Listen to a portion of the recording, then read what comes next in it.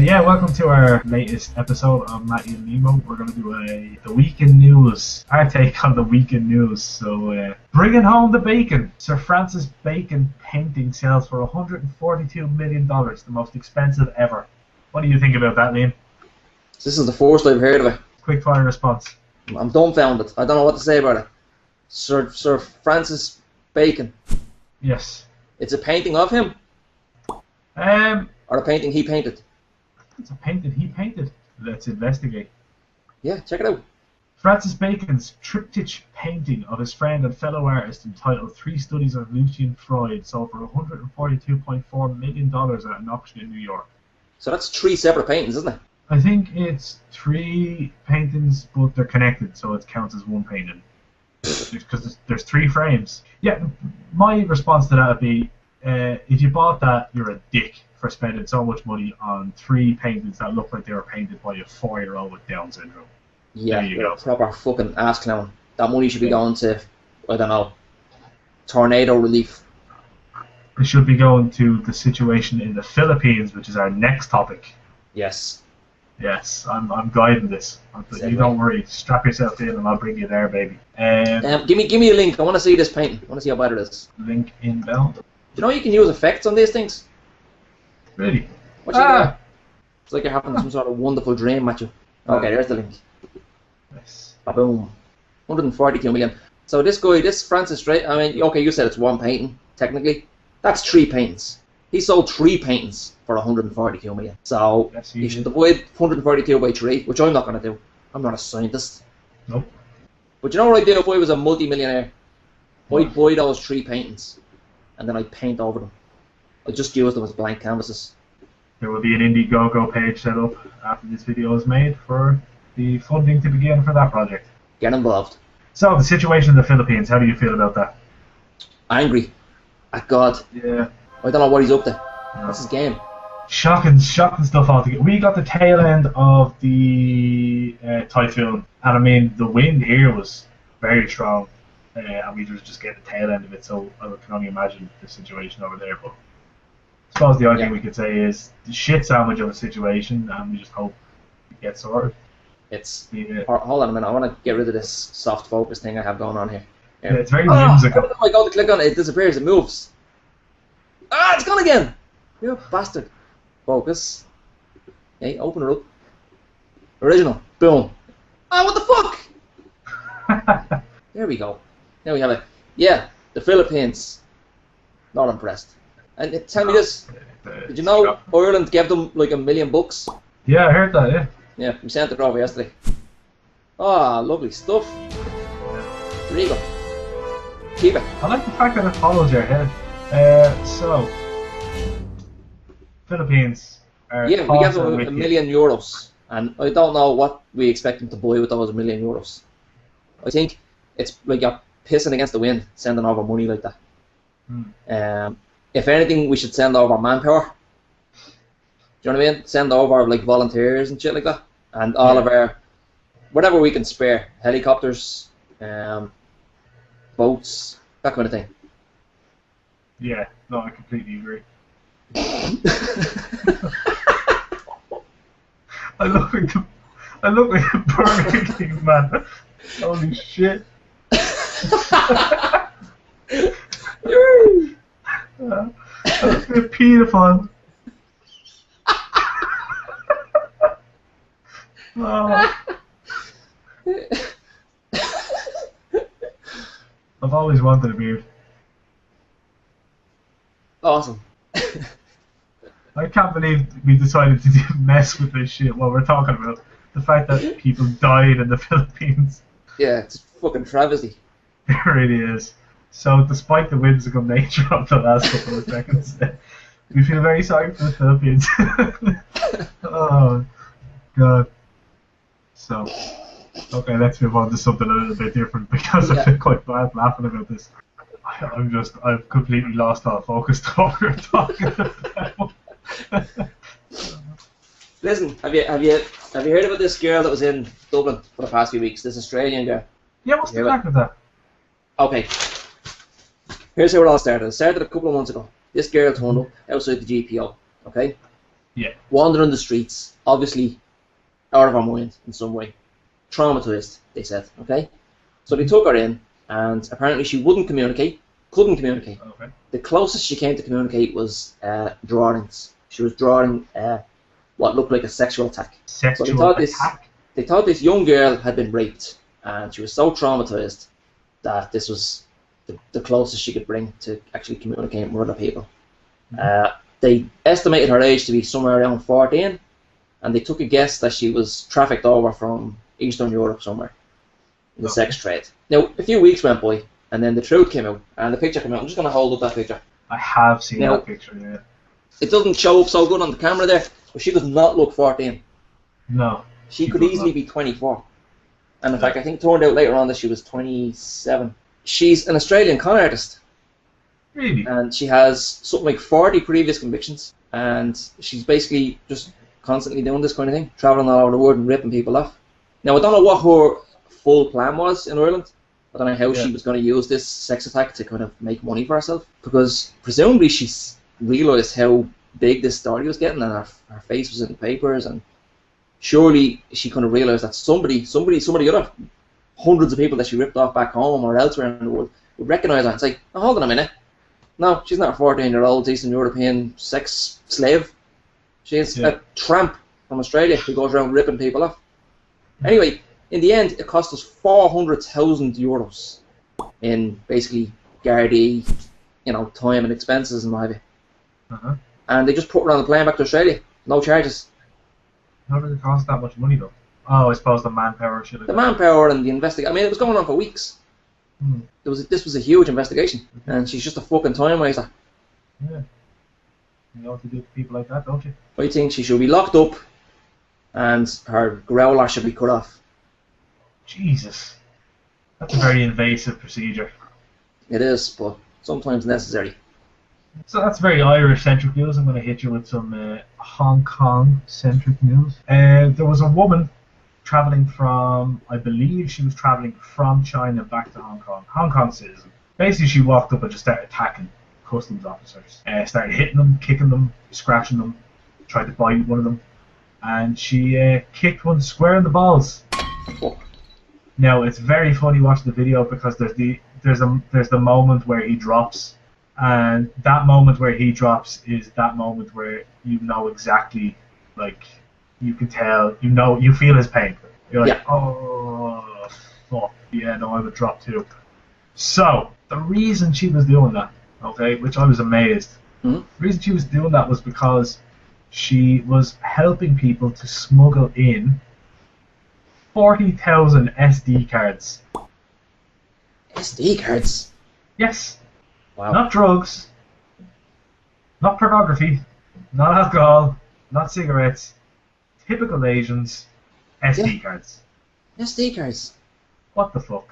Like, I'm just assuming, like, black market SD cards, like, cheaper than store-bought cards, or... I would imagine, yeah. Yeah. I would imagine. Are SD cards particularly expensive over there? No. Well, I would assume that. I saw a lad whip out a baggie of about 50 of them before on the bus.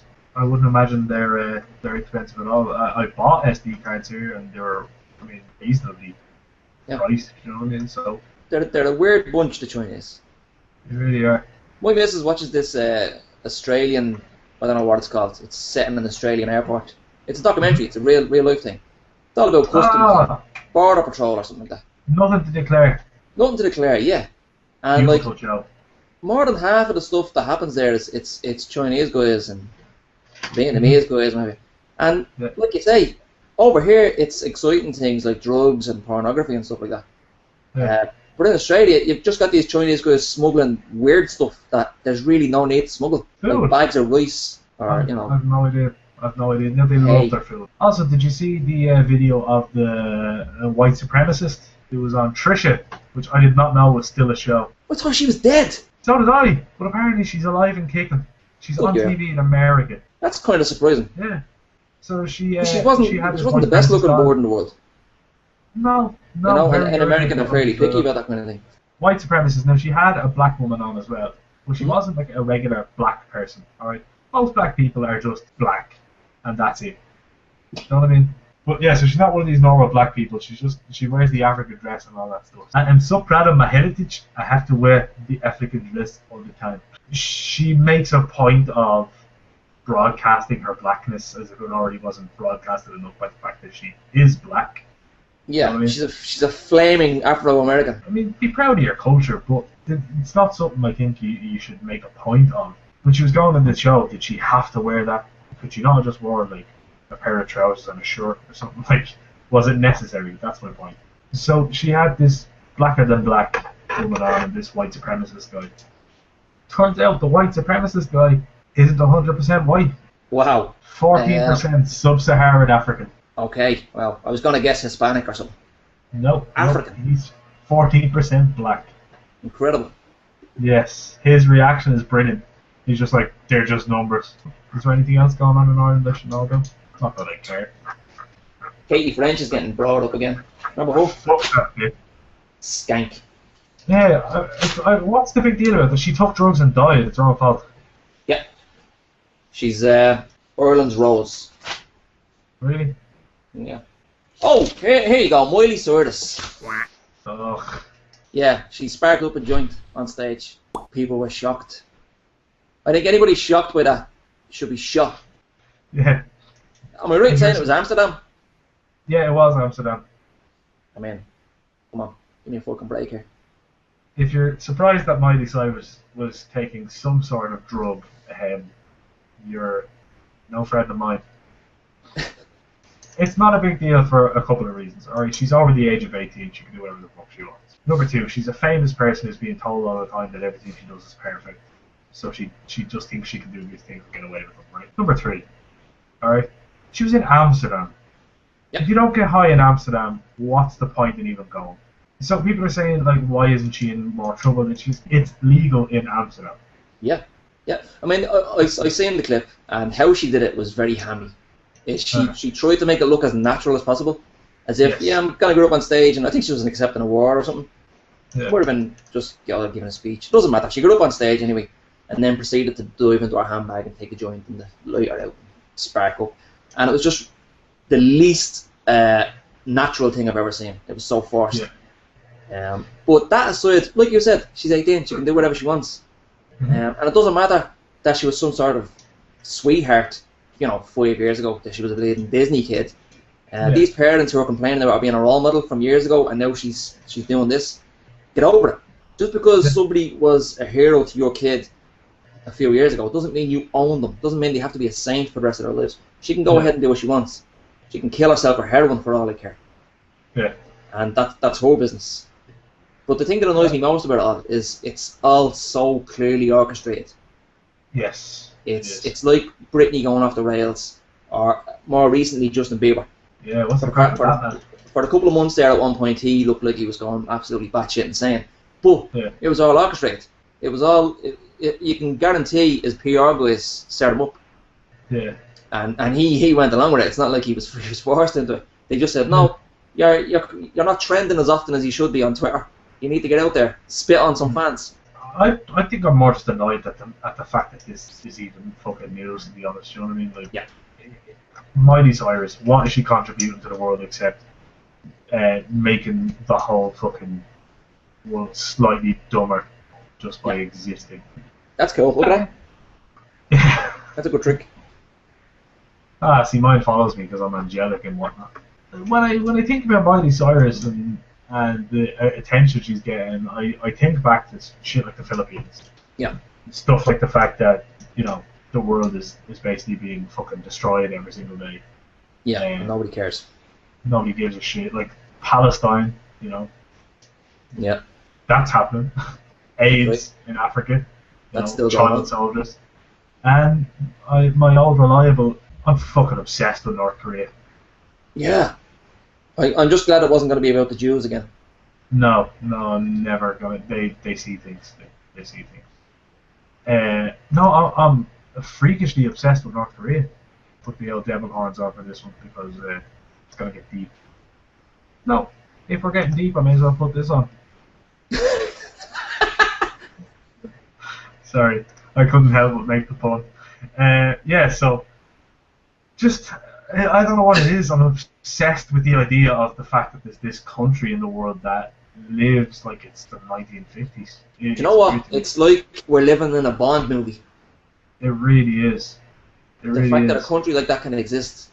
I watched a couple of documentaries about it on YouTube, started researching it, and now I find myself constantly just being like researching North Korea, finding out what's going on. And I'm determined to go there, like on a trip. It's quite expensive to go, and I know I'm kind of supporting a fucking socialist dictator. You're putting money into a culture that you don't support, yeah. I often think that about Dubai. I'm constantly hearing about people going to Dubai.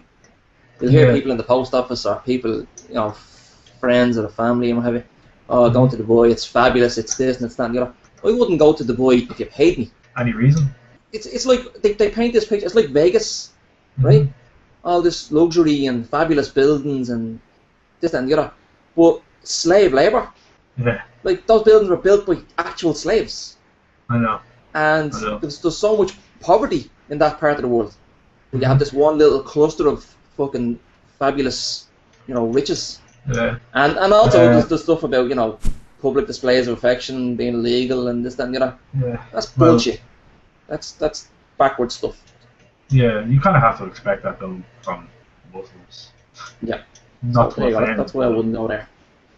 Not gonna my dad was, when he was coming over here, stopped off in Dubai. He had an 18-hour wait in Dubai. The airline provided the hotel for him and stuff like that, so it wasn't too bad. But he said it's a shit, like it's a kip. He said it's a kip. Yeah. You pay like $7.50 for a pint and all this ridiculous shit. And he's like, there's nothing. He says it's one of those places you have to be super rich to actually go to and enjoy, because it's made for people who are ridiculously rich. It's a playboy's playground, yeah. Yeah, and just when you were talking about the poverty kind of being in contrast to the fact that people are so rich there, Hong Kong is like that as well. Yeah. Yeah, like I mean, where I work would be kind of considered a poor-ish area. Yeah. They not the town. The town's called Tin Sha Wai, but where I actually work, like where the school is located, it would be quite a poor area. And like it's just brilliant. Where's the patch? There's a patch. There you go. A monocle and a patch. I don't know where the monocle stayed on there. That's that's nifty. I'm gonna lose it. There you go.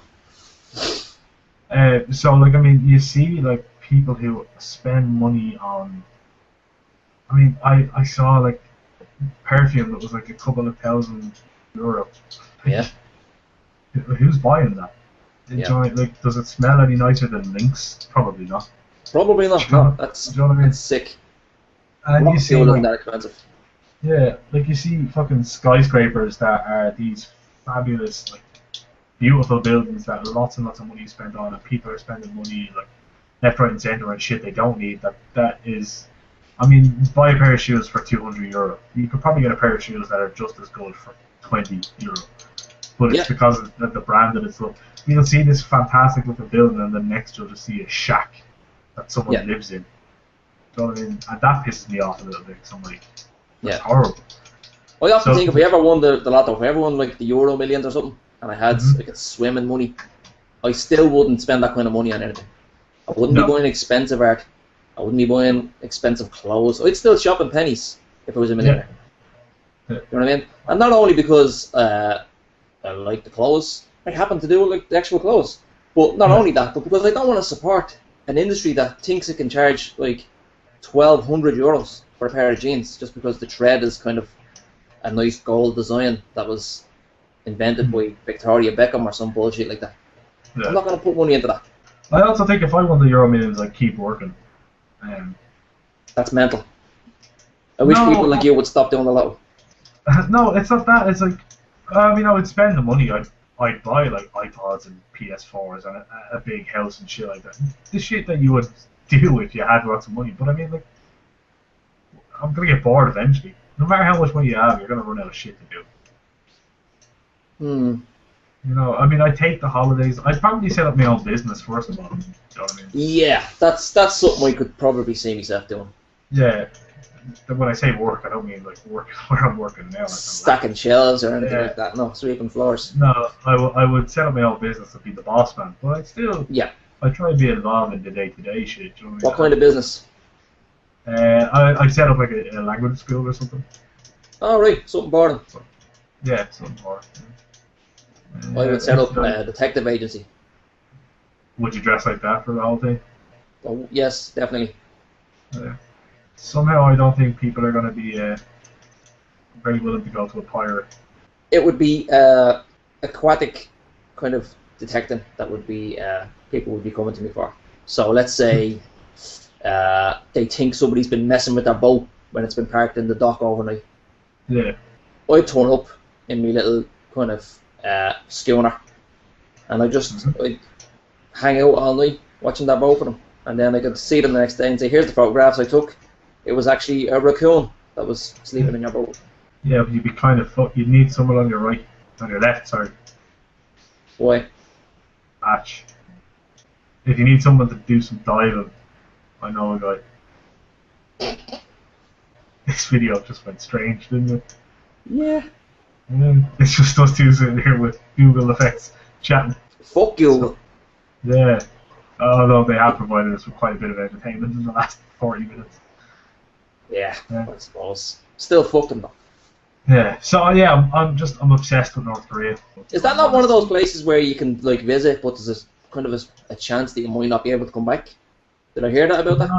No. It kind of it depends what you are dumb enough to bring in, basically. Oh right. Do you know what? I think I'm thinking of Mars. That's the one. Yeah. So are you feeling well? Yeah. Nice. I was alright, but I'm gonna patch on you. So, any more news stories? Oh my god, the best news headline of all time. We have to talk about this. Yeah? Man named Batman bin Superman is actually a supervillain. Batman? What? Bin Superman. Bin Superman. I love it. Yeah. That has to be in Hong Kong, is it? No, Singapore. Wow. So he's a super. What are the chances? 5 years ago, a super hybrid breed of hero became an internet celebrity after a photo of his identity card spread across the web. He gave us hope. We had a hero to look up to. We felt safe, but now it's ruined.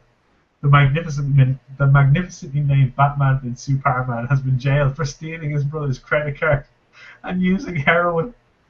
The 23-year-old was also spotted on TV breaking into a shopping centre at Snooker Hall at Sea, stealing €297. According to the Hindustan Times, Batman will spend 33 months in an Indonesian prison. That's not the hero Singapore needs. But the one they deserve. Oh, that's brilliant. That's made me so happy.